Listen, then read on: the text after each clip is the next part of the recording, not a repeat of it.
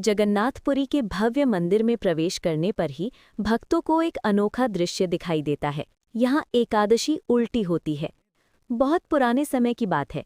भगवान जगन्नाथ अपने भक्तों की भक्ति से बेहद मंत्रमुग्ध रहते थे, लेकिन उन्हें ये भी चिंता थी कि कुछ लोग केवल व्रत नियमों के घमंड में भक्ति को भूल जाते हैं। एकादशी का व्रत लोग ब्रह्मांड से रहते थे। करुणा, सेवा और प्रेम पर एक दिन भगवान विष्णु के पास पहुंचे और बोले, प्रभु। भगवान मुस्कुराए और बोले, नियम भक्ति से ऊपर नहीं बल्कि भक्ति। इस सिद्धांत से ये पता चलता है कि जगन्नाथपुरी में एकादशी उल्टी होती है।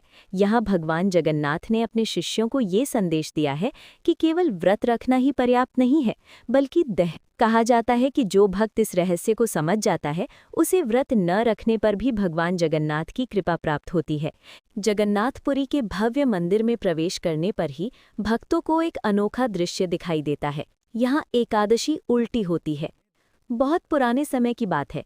भगवान जगन्नाथ अपने भक्तों की भक्ति से बेहद मंत्रमुग्ध रहते थे, लेकिन उन्हें ये भी चिंता थी कि कुछ लोग केवल व्रत नियमों के घमंड में भक्ति को भूल जाते हैं।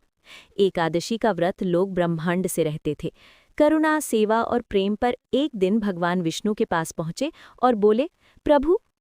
भगवान मुस्कुराए और बोले, नियम भक्ति से ऊपर नहीं बल्कि भक्ति। इस सिद्धांत से ये पता चलता है कि जगन्नाथपुरी में एकादशी उल्टी होती है।